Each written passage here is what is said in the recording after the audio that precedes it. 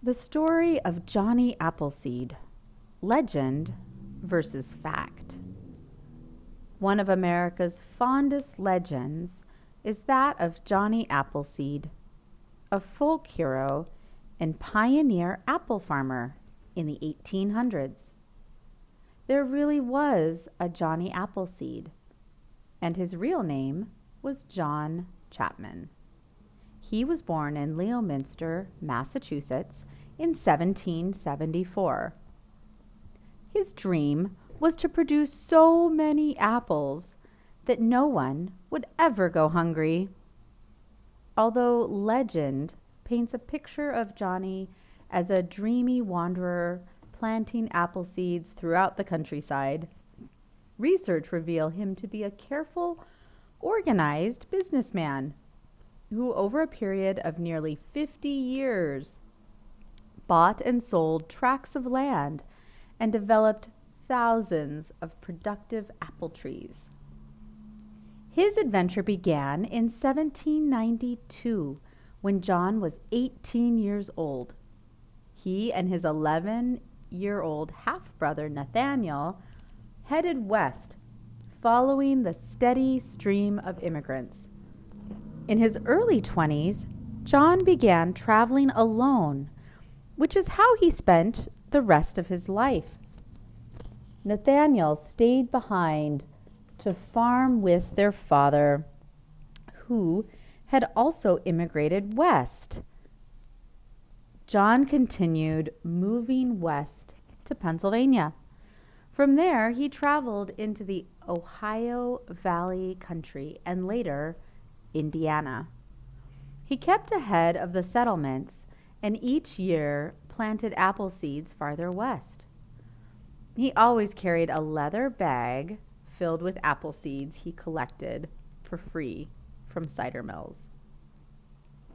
Legend says he was constantly planting them in open places in the forests, along the roadways, and by the streams.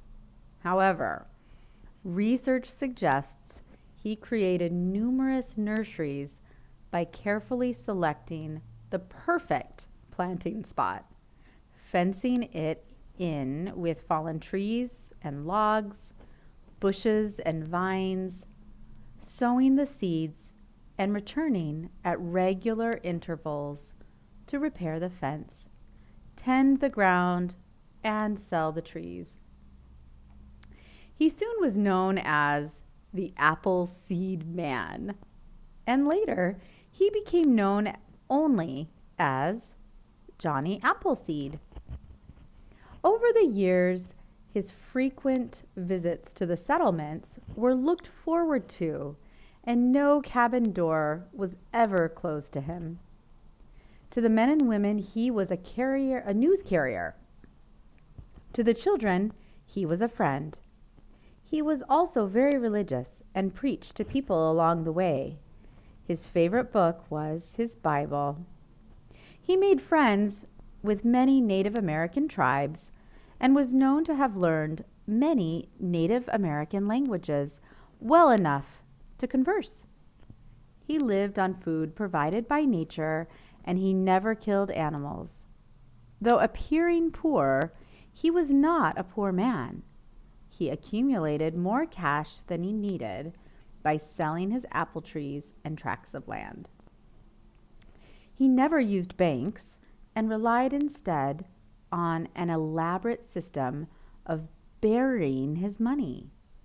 He preferred to barter and trade food or clothing rather than collect money for his trees.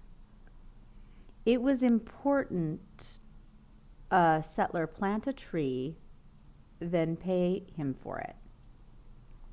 Johnny Appleseed is described as a man of medium height, blue eyes, light brown hair, slender, wiry, and alert. Folklore has also described him as funny looking because of the way he dressed. It is said he traded apple trees for settlers' cast-off clothing. He was known to give the better clothing to people he felt needed it more than he. This could be why legend says he wore only coffee sacks with holes cut out for his arms as clothing. He rarely wore shoes, even during the cold of winter. It is said he could walk over the ice and snow barefoot, and that the skin was so thick on his feet that even a rattlesnake couldn't bite through it. Another legend says he wore a mush pot on his head as a hat.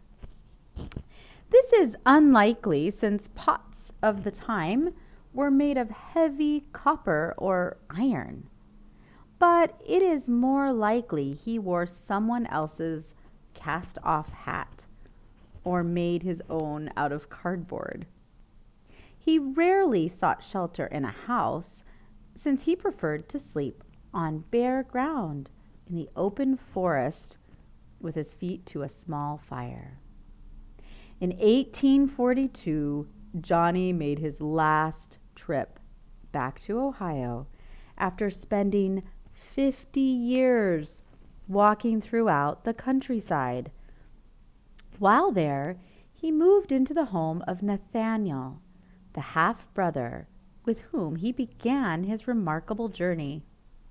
On March 18, 1845, he died of pneumonia at the age of 71.